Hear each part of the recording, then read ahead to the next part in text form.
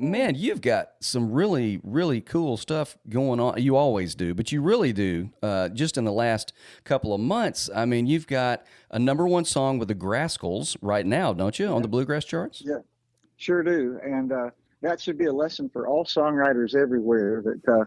That song was almost 20 years old before it was finally recorded. Oh, that's a And great thing. Oh, yeah. so these if you got a great song, just don't give up on it. You just got to keep pitching it till you find the right artist at the right time. So Yes. it was the perfect timing, and yeah, it's done really well. It's called Coal Dust Kisses, and I co-wrote it with Suzanne Mumpower Johnson, and uh, her husband Jamie Johnson sings it on the Grassroots record. We thought when we wrote it Oh, 20 years nice. ago they were going to record it then, but they didn't. Yeah. Hmm. Yeah. So, Wow. Timing. but it was just the right record. So Yeah, anyway, that's awesome. Well, and then you also got some big news just recently as well. Now, you co-wrote a song that just won a Grammy. That's pretty awesome. yes. Congratulations. Congratulations. Thank you guys. Thank you so much. Yeah, what a great honor that is. This is another song that's been, gosh, it's at least 10 or 12 years old. Really? When I got to Nashville, or when Chris Stapleton got to Nashville, I was the second guy he ever wrote with, and we became really good friends and wrote a lot of songs when he first got there. Nice. We've had a lot of songs recorded together by other artists before he became such a huge superstar. But this is a song that I'll never forget. I had this idea, I had this title forever, and I wanted to save it for when I got with Chris, Yeah. and hoping he would like it. All I had was what ended up being the last two lines of the chorus: "To be all I can, to feel like a man, it takes a woman." Yeah. And I walked in that day, and he said, "Man," he said, "I hope you don't mind, but I overbooked today." And I said, "What do you mean?" He said, "Well, I got Ronnie Bowman coming over," and I was really relieved because Ronnie was a great friend and a great writer. And I thought, well, that's fine. That's no big deal because I love both those Yeah. guys. So, Yeah. I was afraid it was somebody I didn't know or had never Yeah. written with, or, Yeah. didn't know how that would work. Yeah. So, and you get real protective of your ideas, Sure. when you don't know exactly who you're with. But Yeah. anyway, when I knew it was Ronnie, I went ahead and threw it out there, and he came over, and the three of us wrote "It Takes a Woman." And I remember Chris, as we were writing it, he said, "Man, this reminds me of my wife." So, Oh, it worked out great. yes. It took him a few years to find the right record to put it on, but Yeah. he won the Grammy. He won the Grammy for the best solo country performance, and of course, to Yeah. be nominated for a particular performance, it has to be for a particular song. And Yes. thank you, Jesus. It was our song that he won it on. So That's that's a awesome. great honor. Yes, that's Yeah. awesome. That's wonderful. Well, now this isn't your first rodeo. I mean, you've been writing.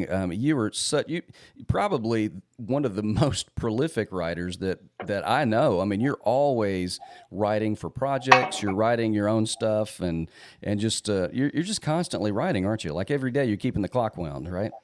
Well, I don't write as much today as I used to, but I still write quite often. I'm like you, Mackie. Every day, if I get a thought or an idea or a title or just an idea for a song, I will go ahead and type it in my phone. Yeah. That happens almost daily. Yeah. But I've actually written 3 songs since I've been down here with my buddy Shane Thompson, who lives down in this area, Nice. and really excited about all 3 of those actually. So I have such a passion for it. Yeah. I'm getting a lot older now, so I can't hide my age anymore. But Well, we're on radio but here. Well, we're on radio here, and I'm very Yeah. hetero. But I have to say, you've always looked like a movie star to me, and so you don't age at all. I just saw we just saw Jerry. Yeah. At as for our listeners, we just recently got to play at Motif on Music Row. Yeah. And very blessed and honored to have one of my songs on there. And Jerry has songs on this section of the hotel Lyric Lane. called Lyric Yeah, Lane, yeah. where they are paying homage. I mean, just a great tribute to the songwriters that actually built Music Row. So I love that they're doing that. And I thought that was a great thing. It was so good to see you guys and You to meet too. you, Brenda. You too, Terry. Mackie, I was, it's been a while since I'd seen you, brother, and it Yeah. was just so good to see and hear you. And You it was too. Just, it was a great day. now, what do you have? What song or songs of yours is actually there at Motif on Music Row?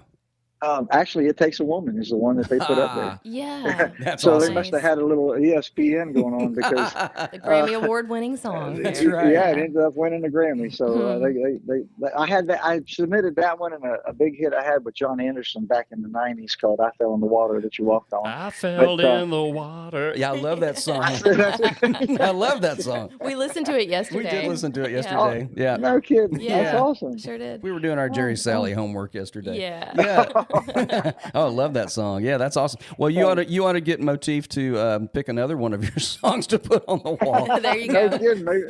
Get you another That was Grammy. good luck.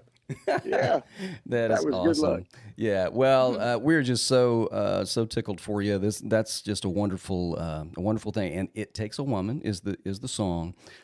You guys, if you're not familiar with it, you probably are. But if It's you're so not, pretty. it's a beautiful song, Yeah. soulful song, of course, with Chris's vocal. And just, Chris. I mean, talk about that for a second, because when you have that perfect marriage of a song and an artist, I mean, that's just a perfect combo right there that you've got.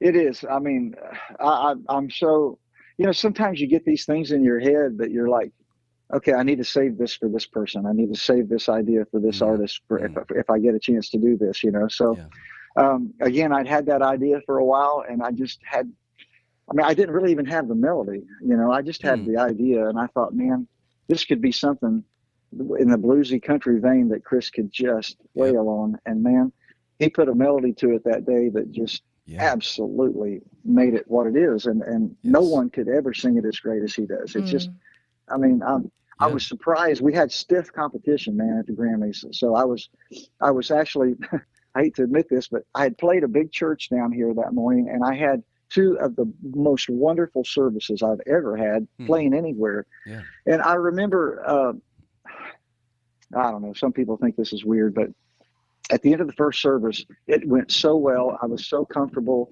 The people loved it. It was just a wonderful service. Yeah. And I was backstage there, back behind the platform there, getting ready for the second service to start. And I remember looking up at the sky and saying, Lord, I don't even care about the Grammys right now. This has been a great, blessed day. That's awesome. And I came home. I went to lunch. We went to lunch, my wife and I went to lunch with the preacher after the service. And when I got back, I started the power washer, and I started power washing my mom's place here in Florida. Yeah. And I was actually out there power washing when I got a message from a friend of mine, and it was at the pre-awards, pre-telecast awards. Yeah. And he said, "Oh my gosh, y'all just won for It Takes a Woman. Chris just won." Oh, wow. And so I turned off the power washer long enough to run in and yell to my wife and my mom. I said, "Hey, we just won the Grammy. Chris just won the Grammy." and I immediately went back outside because I was soaking wet. Yeah. I had to get it done before dark. I went back outside, started it up, and finished my job. So Love that. there's nothing glamorous. There's nothing glamorous about this job. No. Well, you were probably enjoying pressure washing at that moment, though. Well, I was dancing that last few Yes. minutes there. well, all those things got added to you that day. That's a wonderful thing, because you shifted your focus where it needed to be, and that's what happened. So I love that story. That's beautiful. I love it. Well, the Lord's blessed me a lot more than I deserve. That's for sure. Well, and I tell you what, you have just had so many cuts through the years, and we do know that you've got your songwriter album too, and we've played some songs from that project, which is wonderful.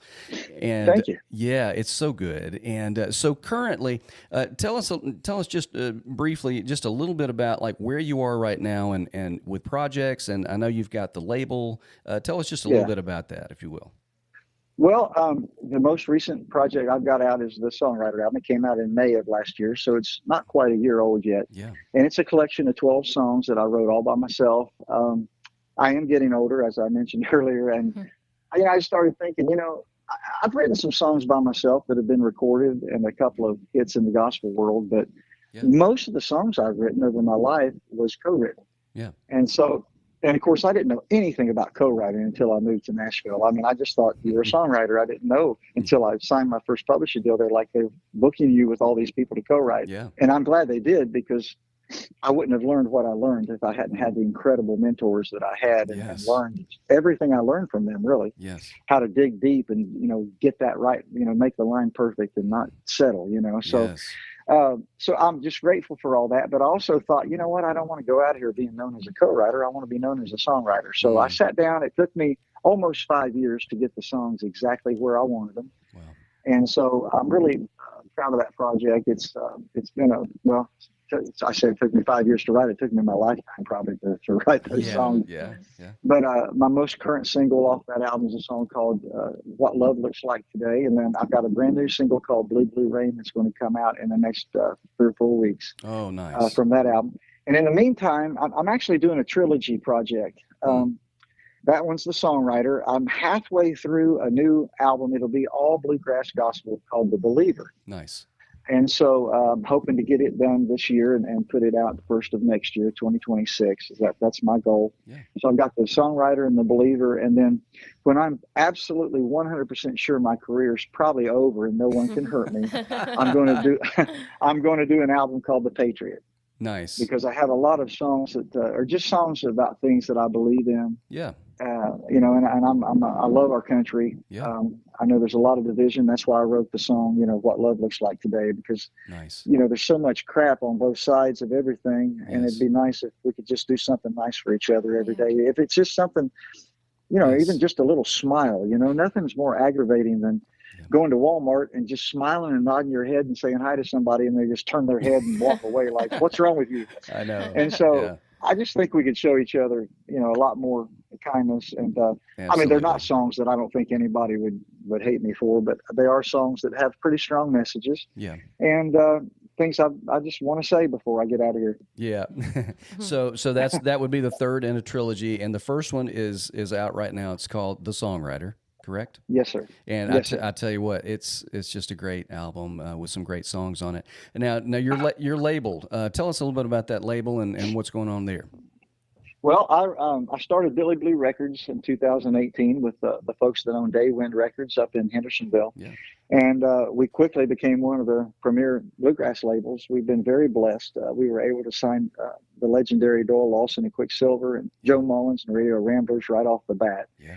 And so we also have incredible bands like Authentic Unlimited, who are just tearing it up right now, just nominated for a Grammy themselves. Mm-hmm. We've also got Appalachian Roadshow, one of the premier bands in bluegrass. Yeah. We have a lot of artists, Darren and Brooke Aldridge, as you mentioned, are one of our biggest acts. Yes. We got Christy Cox and just signed Caroline Owens. We have a young man named Carson Peters.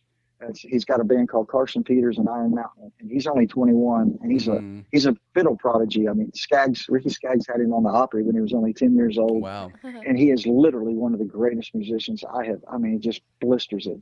Wow. He's just incredible. And so, and we got a lot of other artists I'm failing to think of here, but we're constantly, working on projects for them. We have new singles that's coming out all the time on Bluegrass Radio. Yeah. I'm going in to finish a gospel record with Christy Cox this Nice. next week when I get home. And then I go in. We also have a young man named Alex Miller, who's a country artist who was on Alex. American Idol a few years ago. And he's really making headway in the country music world. He's on our Billy Jam records. So we actually have three labels. We have Billy Blue Records, that's all bluegrass. Mm-hmm. We have Billy Jam, which is our Americana country label. Mm-hmm. And then we also have a label called Thoroughbred Records, which is just for bluegrass gospel artists. There's a lot of bluegrass musicians and bands who only sing and play gospel music and do church stuff. So we just signed the Chuck Wagon Gang, the legendary Chuck Wagon Gang, to Nice. Thoroughbred, and have a band called Chosen Road on there as well. So we only have 2 artists on that label so far, but it keeps me really busy, man. Sounds like it. It's a crazy time. I really thought I'd be, retired by now, or at least slowing down a little bit, but I'm actually, seems like I'm working harder and doing more than I ever have. But you love it, right? And I do. I have such a passion for this. And, as much as it feels good to get a Grammy or to be nominated and to get these kind of recognition, I will be totally honest with you. At my age and what I've already been blessed with, there's nothing that I love more and I get a bigger kick out of than writing a song with someone who's never had a song recorded and they have their first song recorded with me, or I can produce a song on them that becomes their first number one song. I mean, I'm really trying to, I want to help people that I think have the passion, have the talent, and have I don't know what word I'm looking for, but that have what I think it takes to do this. And they just need that little extra push or that extra help. And I'm really enjoying getting the opportunity to work with all these great artists and bands and trying to take them to the next level where they want to go. Well, that's wonderful. We do talk a lot about the folks that have championed, us and different people through the years, and it sounds like that's what you're doing. You're championing a lot of these new artists. Who were some of your champions when you first got into music? Oh wow! Well, I had as a kid. Tom T. Hall was like a hero to me. Oh wow, yeah. And I know I was a weird kid, to learn some of those songs when I was little, but I would write down the lyrics to his songs, and just because I loved the way he told a story, and getting to know him and his wife Dixie before they passed, we became really good friends. And he's given me some incredible gifts over the years. I just loved him and I miss him. But he was really, I never got to write with him. I probably had a chance two or three times and just never could get the gumption up to ask him to do it because I just didn't feel worthy.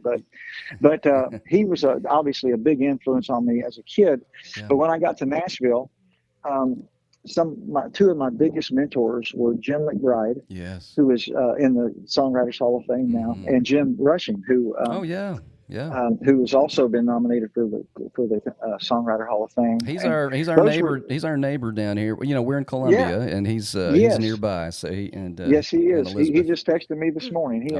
I call him my Jims, but I spell it GEMS because they are both two of the most influential mentors that I ever had, and they're two of my best friends too. I talked to McBride last night, so I mean we're in constant contact because we love each other and became incredible friends over the years. So isn't that great? Anyway, those two guys, and then there was a guy named Doodle Owens that was a big influence on me. I wrote a lot of songs with Doodle way back before he passed, and I just there are too many to list really, but those are the three that really taught me a lot about hooks and about how to dig deep and not settle. Yeah, I love that. Love that so much. Well, thank you, Jerry, for championing the next generation, and for all that you're doing. You're doing some great work, and we just so appreciate you. And congratulations again on the Grammy that Chris just won that you co-wrote with him called "It Takes a Woman." It's Chris Stapleton. Thank you. So, Jerry, Salley, thank you so much for being on Swanky Southern Nights with Brenda Lynn and myself. Yes, wonderful visiting with you, Jerry. Well, Brenda and Mackie, I appreciate you too, and I look forward to seeing you all again soon. I'm going to try to make it down there and see you all in person here soon. Please do. Thank you for all you're doing with your show to highlight songwriters, and absolutely, all of us are just really grateful for what y'all are doing. So thank you so much for inviting me and having me on here today. Thank you, brother. Jerry. And safe travels. Enjoy Florida. Yeah. Thanks, God. Nice thank weather. you so much, God. Thank you so much, brother. God bless y'all. Bye bye. You too, man. You too. Bye-bye. Bye.